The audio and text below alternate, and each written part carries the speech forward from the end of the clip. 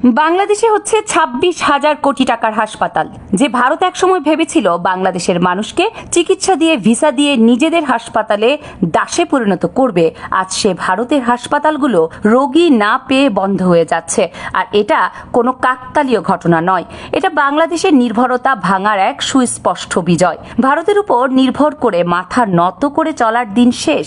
আজ বাংলাদেশ নিজের শক্তিতে চীন, তুরস্ক, সৌদি আরবের মতো বিশ্ব শক্তিধর দেশগুলোর বিনিয়োগ নিয়ে ভারতের বুকে আনছে, যেটা কোনো অস্ত্র দিয়ে করা হয়নি, হয়েছে কৌশলে, পরিকল্পনায়, উন্নয়নের মাধ্যমে। বাংলাদেশের গণ অভ্যুত্থানের পরপরই ভারতীয় দম্ভ চূড়ান্ত পর্যায়ে পৌঁছায়, ভিসা বন্ধ করে দেয়, ভেবে নেয় বাংলাদেশের মানুষ চিকিৎসার জন্য কাকের মতো কাটাকাটি করবে। মোদী সরকার হয়তো ভেবেছিল তারা বাংলাদেশের ঘাড় ভিক্ষুক বানাবে, কিন্তু তাদের সে ভ্রান্ত ধারণাকে বাংলাদেশের জনগণ একেবারে মাটিতে গুড়িয়ে দিয়েছে। আর সৌদি আরব, চীন, তুরস্ক মিলিয়ে প্রায় ১৫ বিলিয়ন ডলারের বিনিয়োগ আসছে বাংলাদেশের স্বাস্থ্য খাতে। নির্মিত হচ্ছে ১ লাখ শয্যার বিশ্বমানের হাসপাতাল, যেখানে থাকবে আধুনিক যন্ত্রপাতি, আন্তর্জাতিক মানের চিকিৎসক, উন্নত সেবা। আর এর মাধ্যমে ভারতীয় চিকিৎসা সাম্রাজ্যের উপর নামছে এক নিঃশেষ ধ্বংসের ছায়া। এই বিনিয়োগের সবচেয়ে বড় অংশ নিচ্ছে চীন।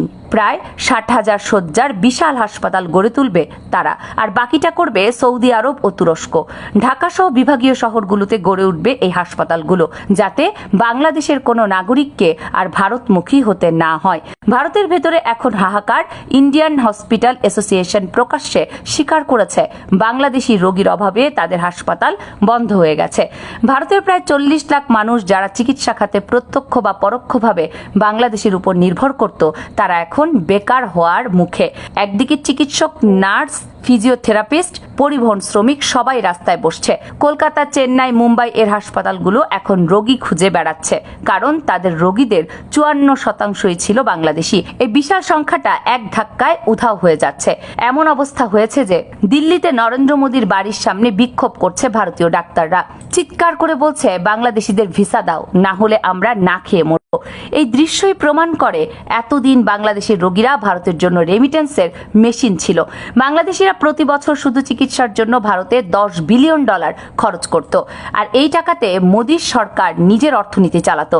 আজ যখন সেই উৎস বন্ধ হতে চলেছে, তখন ভারতের বৈদেশিক মুদ্রার রিজার্ভ ২০ মাসের মধ্যে সর্বনিম্ন পর্যায়ে এসে ঠেকেছে, আর ভারতীয় রুপির দাম ইতিহাসের সর্বনিম্নে গিয়ে ঠেকেছে। এটাই বাস্তবতা। ভারতের দম্ভ আজ চূর্ণ বিচূর্ণ হচ্ছে। বাংলাদেশ যখন নিজেদের চিকিৎসা অবকাঠামো শক্তিশালী করতে চীন, সৌদি আরব ও তুরস্কের মতো বড় শক্তিগুলোর সাহায্য নিচ্ছে, তখন ভারত মুখ চেয়ে বসে আছে। চীন সিঙ্গাপুরের মাউন্ট এলিজাবেথ এবং থাইল্যান্ডের বামরুনগ্রাদ এর আদলে বিশ্বমানের হাসপাতাল বানাবে বাংলাদেশে। এই হাসপাতালগুলো গোটা দক্ষিণ এশিয়ার চিকিৎসা হাব হয়ে উঠবে, যেখানে খরচ হবে ভারতের তুলনায় কম, আর সেবা হবে আন্তর্জাতিক মানের। আরো বড় কথা, চীনের পরিকল্পনা আছে হাসপাতালগুলো ৭০% ডাক্তার, নার্স, টেকনিশিয়ান নিয়োগ করা হবে বাংলাদেশের নিজস্ব জনপদ থেকে। বাকি ৩০% আনা হবে যুক্তরাষ্ট্র, যুক্তরাজ্য, চীন থেকে। বাংলাদেশের জনবলও আন্তর্জাতিক মানে প্রশিক্ষিত হবে। চীনের হাসপাতাল নির্মাণের প্রস্তাবে স্পষ্ট বলা হয়েছে, ভারতের উপর নির্ভরতা একেবারে শূন্যে নামিয়ে আনাই তাদের লক্ষ্য। ভারতের জন্য এটা একটা বিপর্যয়। বাংলাদেশ এখন শুধু ভারতের উপর নির্ভরশীলতা ভাঙছে না, বরং ভারতকে অর্থনৈতিক, সামাজিক ও কূটনৈতিকভাবে কোণঠাসা করে দিচ্ছে। মোদী সরকার অজ্ঞতা আর ঔদ্ধত্যের ফলে আজ বাংলাদেশ ভারতের ধরার সুযোগ পেয়েছে। এতদিন বাংলাদেশের স্বাস্থ্য খাতকে ভারত নির্ভর করে রাখতে চেয়েছিল ভারত। ২০১৯ সালে যখন চীন হাসপাতাল নির্মাণের প্রস্তাব দিয়েছিল, তখন শেখ হাসিনার সরকার ভারতের সুবিধার জন্য সেই প্রস্তাব আটকে দিয়েছিল। আজ বাংলাদেশের অন্তর্বর্তীকালীন সরকার সেই বাধা সরিয়ে দিয়েছে, আর এর ফলাফল হচ্ছে ভারতের অর্থনৈতিক মেরুদণ্ডে সোজা হাত। ভারতের পরিকল্পনা ছিল বাংলাদেশকে চিকিৎসার জন্য আজীবন হাত পাতিয়ে রাখবে, কিন্তু বাস্তবতা আজ প্রমাণ করেছে সেই পরিকল্পনা আজ উল্টে গিয়ে ভারতের কবর রচনা করছে। বাংলাদেশের মাটিতে গড়ে ওঠা ১ লাখ শয্যার হাসপাতাল শুধু চিকিৎসা অবকাঠামো তৈরি করছে না, এটা ভারতীয় অহংকার ভেঙে চুরমার করে দিচ্ছে। ভারতের হাজার হাজার হাসপাতাল যেগুলো গড়ে উঠেছিল বাংলাদেশের রোগীদের টাকা দিয়ে, আজ তারা রোগী খুঁজে বেড়াচ্ছে রাস্তায়। ভারতের ডাক্তাররা, নার্স, স্বাস্থ্যকর্মীরা এখন ভিক্ষুকের মতো বাংলাদেশিদের ভিসার জন্য দিল্লির রাস্তায় দাঁড়িয়ে করছে। এই দৃশ্য আজ বাংলাদেশের জন্য গর্বের আর ভারতের জন্য লজ্জার। বাংলাদেশ এখন এমন এক অবস্থানে যাচ্ছে, আশেপাশের দেশগুলোরও চিকিৎসার চাহিদা পূরণ করবে। চীন, সৌদি আরব, তুরস্ক এই তিনটি দেশের সম্মিলিত বিনিয়োগে বাংলাদেশের স্বাস্থ্য খাত পরিণত হবে দক্ষিণ এশিয়ার নতুন চিকিৎসা হাবে। বাংলাদেশের ঢাকার আশপাশে বিভাগীয় শহরগুলোতে এমনকি জেলা পর্যায়ে আধুনিক আন্তর্জাতিক মানের হাসপাতাল গড়ে তোলা হবে, যেসব হাসপাতালে থাকবে বিশ্বের সেরা যন্ত্রপাতি, সেরা চিকিৎসা সেবা এবং সেরা প্রশিক্ষিত ডাক্তার ও নার্স। ফলে বাংলাদেশের মানুষ দেশেই উন্নত চিকিৎসা পাবে, সেই সাথে আমাদের আশপাশের দেশগুলো থেকেও রোগী আসবে। আর ভারত তাকিয়ে থাকবে হতাশ ভগ্ন হৃদয়ে। চীনের CMEC যে পরিকল্পনা নিয়ে এসেছে সেটা ভারতীয় নেতাদের ঘুম হারাম করে দিয়েছে। বাংলাদেশের প্রতিটি বিভাগ ও জেলায় একটি করে আন্তর্জাতিক মানের হাসপাতাল গড়ে তোলা হবে, আর এগুলোর খরচ হবে ভারতের তুলনায় অনেক কম। মানে বাংলাদেশে চিকিৎসা সেবা হবে উন্নত, কিন্তু খরচ হবে সাশ্রয়ী। এতে করে যারা আগে চিকিৎসার জন্য কলকাতা বা চেন্নাই যেত, তারা এখন দেশের মাটিতে সেরা সেবা পাবে। ভারত হারাবে বিলিয়ন বিলিয়ন ডলার আয়, হারাবে হাজার হাজার চাকরি, হারাবে আন্তর্জাতিক চিকিৎসা বাজারে নিজেদের গুরুত্ব।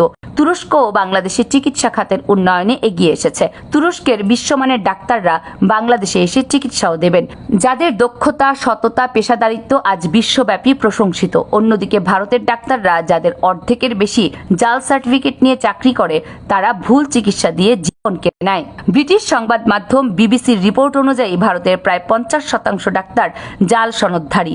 ভাবুন একবার, যাদের হাতে আপনি দিয়েছিলেন তারা আদৌ ডাক্তার ছিল কিনা এই প্রশ্ন উঠছে। অথচ আজ বাংলাদেশের মানুষ সত্যিকারের প্রশিক্ষিত আন্তর্জাতিক মানের ডাক্তারদের কাছে চিকিৎসা নিতে পারবে নিজের দেশে। আর ভারতের এই ভুয়া চিকিৎসা সাম্রাজ্য চোখের সামনে ভেঙে পড়বে। সৌদি আরবও বাংলাদেশের সঙ্গে কাঁধ মিলিয়েছে। বাংলাদেশেও সৌদি বিনিয়োগে তৈরি হবে উন্নত মানের হাসপাতাল, যেখানে ইসলামী মূল্যবোধের সঙ্গে আধুনিক চিকিৎসা আর সমন্বয় ঘটবে। এটা শুধু মুসলিম বিশ্বের জন্য গর্বের নয়, বাংলাদেশের সার্বভৌম উন্নয়নের প্রতীক। ভারতের যেসব হাসপাতাল এতদিন বাংলাদেশের মুসলিম রোগীদের টাকা লুটে নিয়েছিল, আজ তারা নিজেদের অস্তিত্ব টিকিয়ে রাখার জন্য হিমশিম খাচ্ছে। ভারতের জন্য আরেকটি বড় ধাক্কা হচ্ছে বাংলাদেশের চিকিৎসা খাতে কর্মসংস্থান বৃদ্ধি।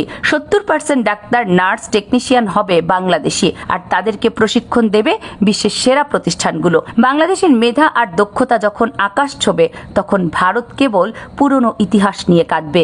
আজ যে বাংলাদেশিদের ছোট চোখে দেখত ভারত, সেই বাংলাদেশিরাই হবে দক্ষিণ এশিয়ার চিকিৎসা শিল্পের নেতা। আরো বড় বিষয় হলো, বাংলাদেশের জনগণ আর কোনো ক্ষেত্রে ভারতের মুখাপেক্ষী থাকবে না। চিকিৎসা খাতে যেমন স্বনির্ভরতা আসছে, তেমনি ভবিষ্যতে প্রযুক্তি, শিক্ষা ব্যবস্থা, শিল্প সব খাতে বাংলাদেশ নিজস্ব শক্তি গড়ে তুলবে। আর ভারত তখন নিজস্ব সমস্যায় জর্জরিত হয়ে ছটফট করবে। অর্থনীতি, রাজনীতি, সমাজ সব দিক থেকে ভারতের ভেতরে ফাটল ধরেছে, যেটা বাংলাদেশের উন্নয়ন আরো স্পষ্ট করে তুলবে।